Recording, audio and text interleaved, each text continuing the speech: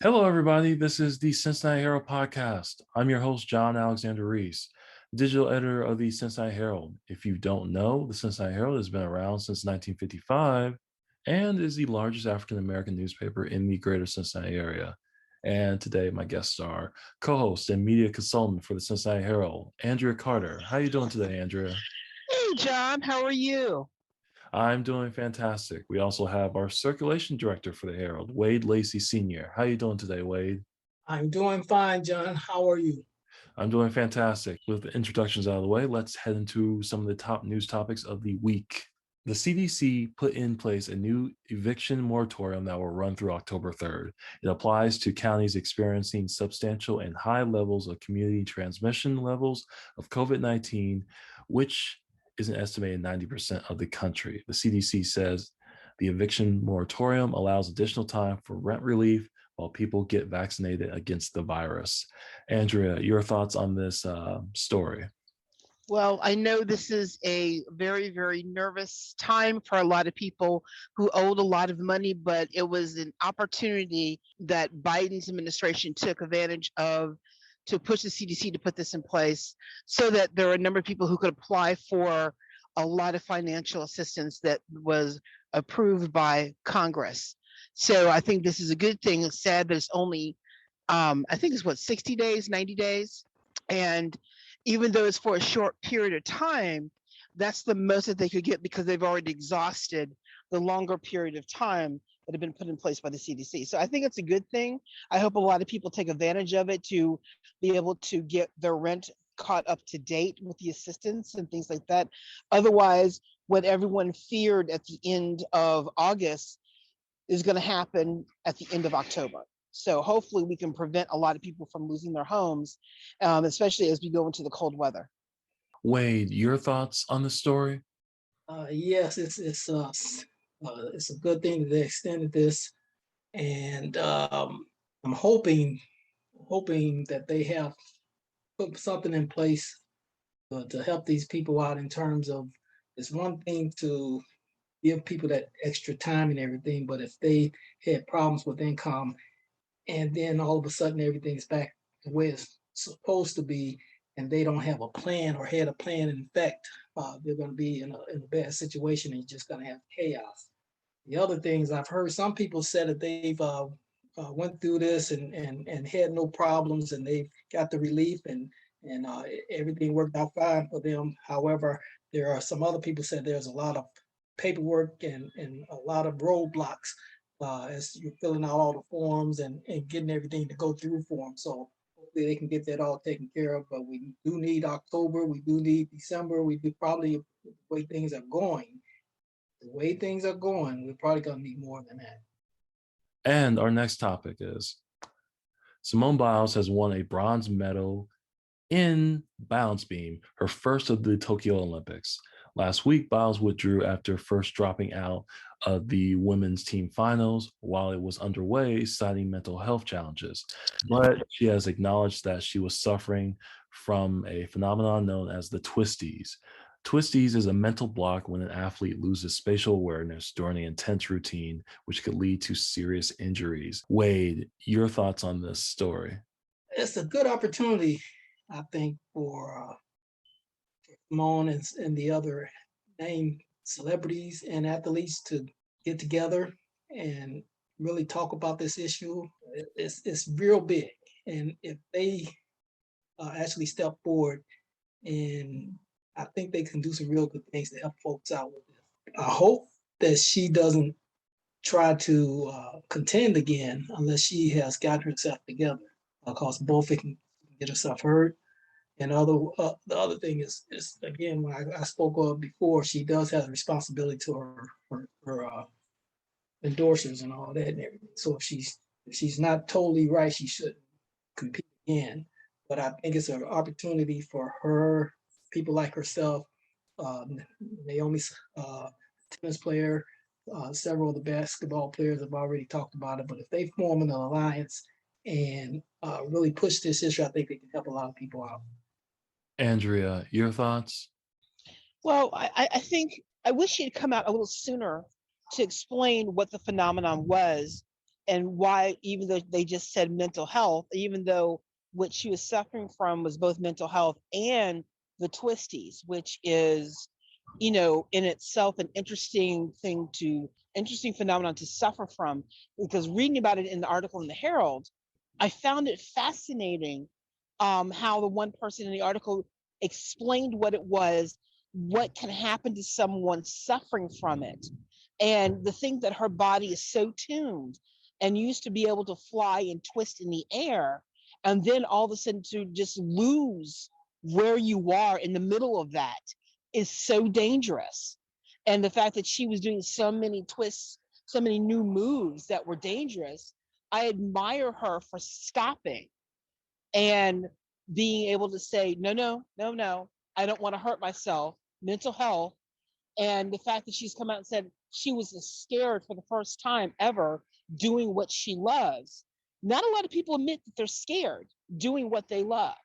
So the fact that she's brought mental health awareness up front and personal, the fact that an athlete admitting fear but doing what she still loves is interesting.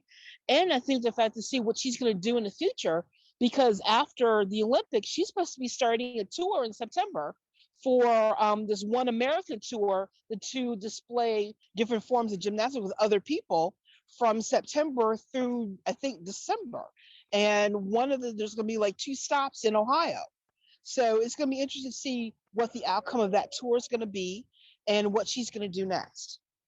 Yeah, definitely. And I just want to add, I'm also glad that she brought this subject to light, because I had no idea what the twisties were.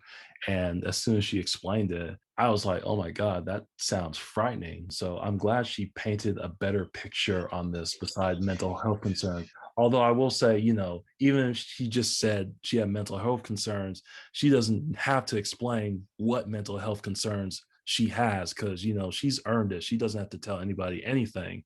But I'm just glad she came out and just discussed it and painted a better picture, so I could just see what was going on better. And I respect her even more for that.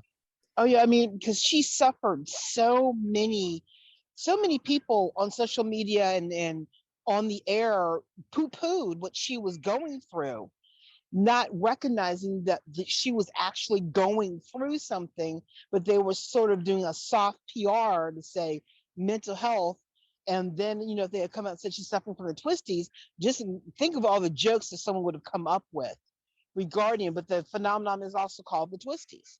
So, but I agree with you, John, that I am glad that she came out and put it on the forefront, because I think a lot of mental health people were championing her to say yes, support for being a good mental health person. As someone who has sought out counseling for a number of issues in terms to help work through some emotional things, especially when my mother passed and some other things, it's hard for people to go get counseling, to admit, hey, yes, I need help. I need help to differentiate this. But at the same time, people should not be afraid to admit that when they're having problems, and that be willing to go to a stranger and say, can you help me work through this? Because they'll come out better for it down the road. Okay, and moving on to our next story. U.S. wrestler Tamyra Mensah-Stock made history Tuesday when she became the first American Black woman and second American woman to win Olympic gold in the women's 68-kilogram freestyle final. According to Associated Press, Mensah-Stock defeated Nigeria's Blessing Obarudubu 4-1 in the final to clinch the gold medal. Wade, your thoughts on this story? Fantastic. I actually watched that match and everything, and she did a fantastic job. They're competing in a sport that a lot of people condemn them for. I myself, I know there's a lot over the last 15 years. There's been a little push to get both the men and the women to wrestle against each other, and some of the states do allow that in the high school level. I'm against that, but at the same time, I do believe they should be able to compete against themselves, within themselves. And they can do it at a high level, very high level. When I had my son wrestling, back when he was around 10 years old, they had a couple of young ladies participating with them. And like I said, they have all the ability and everything. They learn well, they train hard, and some people didn't know that the last Olympics she didn't compete, but she was a training partner for one of the other competitors from the USA. For her to step up this time and actually compete and go all the way and win the gold is just fantastic. Andria, your thoughts on this story? I think it's fantastic. I didn't even know that women were wrestling at that high of a level at the Olympics. So it was a nice surprise for me, that there's another art form out there that women can compete in and be successful at. So I'm just very happy for her. Moving on to our next story. New York Mayor Bill de Blasio announced a new policy on Tuesday that will require people in the city to present proof of vaccination to take part in certain indoor activities in the hopes of preventing the spread of COVID-19. According to the outlets, the new policy will require proof of vaccination in order to dine indoors at restaurants, work out in gyms, and attend live performances. This policy would be the first of its kind to be instituted across the country. Enforcement of this new policy will reportedly begin in September. Andria, your thoughts on this news story? Well, I think, unfortunately, this is something that each city and town is going to have to consider as we continue through this pandemic. Everyone has a choice to be vaccinated, and it's your right not to get vaccinated. But it's also a right of every retail business to protect their business, to protect their customers. And, I think it's a hard choice. It's a hard decision to make, but also it's a business liability. And, do the businesses want to take the chance that their customer can infect an entire room? And, how much protection do you need to protect your business? And I think politically, it's a tough move. As a leader, you have to make tough decisions. And I think Bill de Blasio did something that New York City has been the epicenter of this pandemic from the beginning. And to do something different and unique is just showing the continuation of the leadership of the New York City has to do to survive this pandemic. Wade, your thoughts on this news story? I think it's going to open up all types of legal challenges across the country when they try to do things like this. I think that over the past 16 months or so, having everybody wear a mask is pretty effective. I don't think anyone has shown that being vaccinated versus wearing a mask is a plus or minus in terms of spreading the virus. As a matter of fact, if you go look at what they've told us the last few months or the last several months, over the last 16 months, wearing a mask is very effective in terms of blocking the spread of the virus. So I think this would be challenged legally.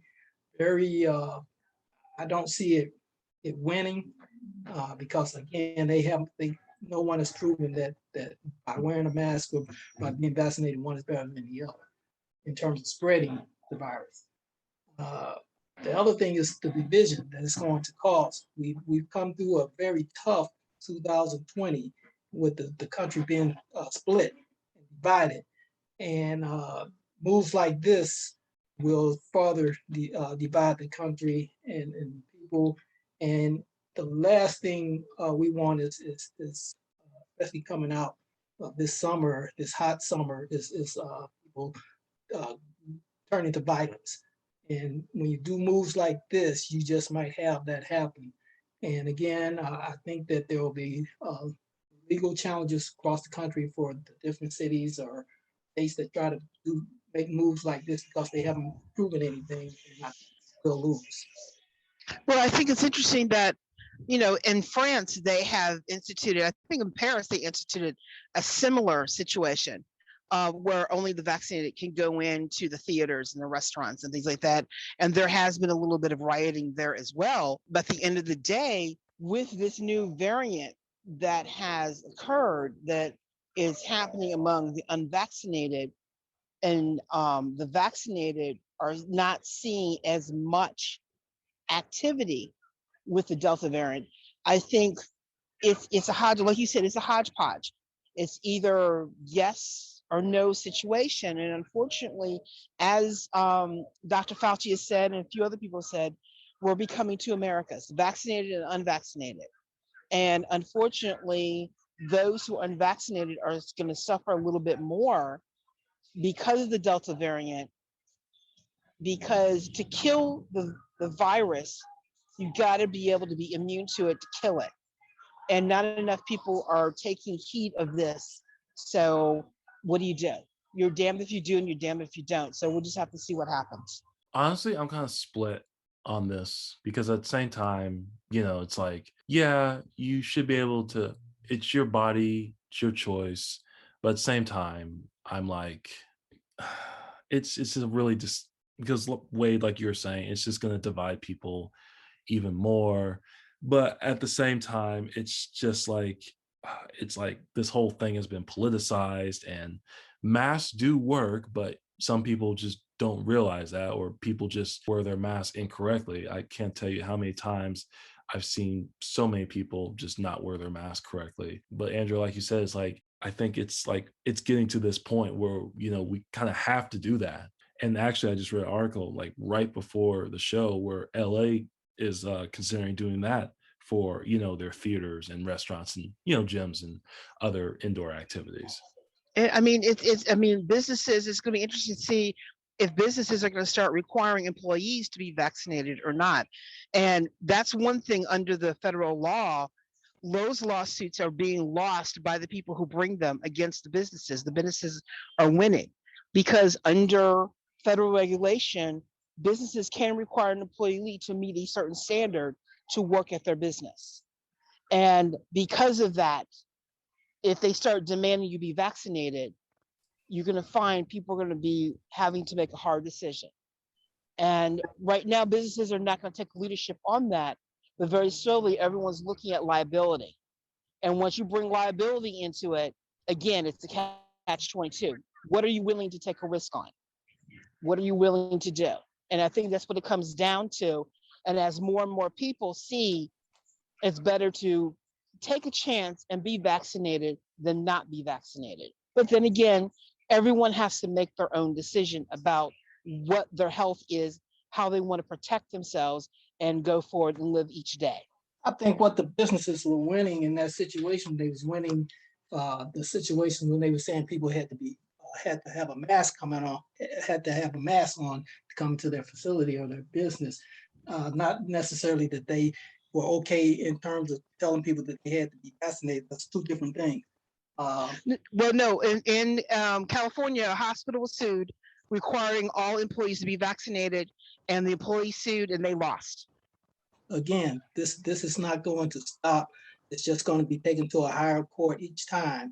And like I said, it's going to go on for a little while, but it could potentially start a lot of violence out there. Like I said, we come through a very divided 2020, and that emotion, those feelings are still there. They haven't gone anywhere. Believe me, they haven't gone anywhere. And I think moves like this could just bust the bubble right open again. And unfortunately, I think we just have to see where this goes, because obviously blue states are going to, blue cities are going to embrace this more, but the red states obviously aren't going to embrace this. So I guess we just have to see what happens. But it's kind of sad because it's just more people, the cases are just going to keep rising and more people are going to die, which is really unfortunate. And moving on to our next story. An investigation into New York Governor Andrew Cuomo has found that he sexually harassed multiple current and former state government employees. State Attorney General Letitia James announced the findings Tuesday. The investigation, conducted by two outside lawyers, found that the Cuomo administration was a hostile work environment and that it was rife with fear and intimidation. Cuomo faced multiple allegations last winter when he inappropriately touched and sexually harassed women who worked with him or who he met at public events. Andria, your thoughts on this story? It's shocking, surprising, but not surprising. Men who've been around for a long time, who are used to having a certain work culture around them, this is what you get. Unfortunately, you have 11 women who come forward. You have an attorney general who believes the women who brought this accusation. There are no criminal charges right now. It's just a civil issue. But it doesn't bode well for a man who led a state through a pandemic and is, politically at the top of his game. And this comes out. I think it's unfortunate because, at the end of the day, Letitia James kept saying over and over again, I believe the women. And she said Cuomo did admit to a couple of the incidents where something did occur. He just didn't remember it the way they said it occurred. And she said at the end, and Letitia kept repeating over and over again, I believe the women, I believe the women. And there was enough corroboration of 40 witnesses of these incidents that, there is more truth than denial to this issue. So I think Cuomo, the speech that he gave didn't help his situation. I mean, yes, there are some things that he does with everybody, fantastic. But when you are dealing with women and they accuse you of something and there's enough evidence that their people are backing them up and not you up, you need to take a step back and say, I disagree, but this is what I need to do as a leader. Instead, he did what anyone else would do. And it was just going to be interesting to see how this plays out on the New York political stage, because now there's going to be a free-for-all for the governorship and for the top leadership in New York State. Wade, your thoughts on the story? Personally, I think this is a backlash coming back from the Trump administration, the Trump machine, as I want to say. I will step into the conspiracy theory realm right now. And I think this is why a lot of, especially the Republican members, were so scared of Trump. If you remember people like Rand Paul, you had people like Cruz, several of them initially was tearing into him. And they kind of just almost like they flipped the switch. And all of a sudden they were super allies. He could do no wrong and everything. And I think what you see here is, if you remember, well, some of you might remember, well, most of you guys are young, but Edgar Hoover, he had the same type of machine. He knew everything about everybody, all their deepest secrets.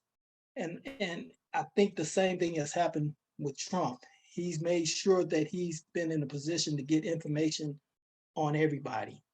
So with Cuomo, I think that the stance he took against Trump last year is coming to bite him in the butt now, because I think that Trump and his people have put themselves in a position to crucify folks if they come out against him, which they did. And that's, I think, so many of the, like I said, the Republican congressmen, senators, and things like that who were initially against him, very against him. They said some very harsh things about him and everything, and they totally flipped. And I think that they all have skeletons in their closet that he knows about. It's really a shame too, but I saw a news story earlier that Biden even called for him to resign. So, I mean, it's sad, but I think we need to make sure we keep everyone accountable, whether you're Republican or Democrat, and that, in the modern workplace, stuff like this just doesn't fly anymore. It's not just a boys club anymore. It's you shouldn't have to work in a hostile environment. It's just not right. And the other thing too is Biden just had some accusers himself, so I was surprised that he stepped forward like that when he had certain issues himself. And again, with Cuomo, like Ms. Carter said, he actually admitted to a couple of things and everything. So it's kind of he's in a bad situation there and everything. Same with Bill Cosby. He did the same thing, although his was a little different. He had the tape or whatever, his file is supposed to be sealed and wasn't supposed to be open.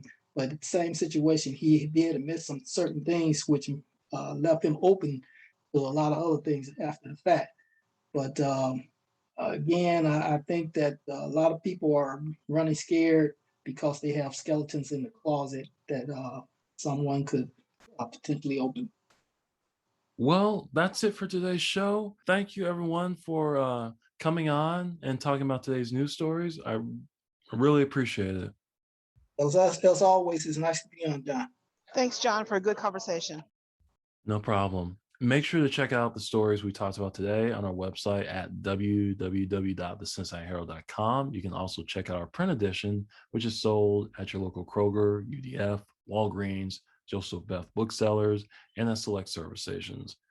Make sure to subscribe to our podcast on your favorite podcast app. We are on Apple, Spotify, Stitcher Radio, iHeartRadio, Amazon Music, Audible, and TuneIn Radio. Just search for the Cincinnati Herald Podcast. Follow us at the Cincinnati Herald on Facebook. Follow us at Cincy Herald on Twitter and Instagram. And follow us on YouTube. Just search for the Herald TV. I'm John Alexander Reese, digital editor of the Cincinnati Herald, and have a good day.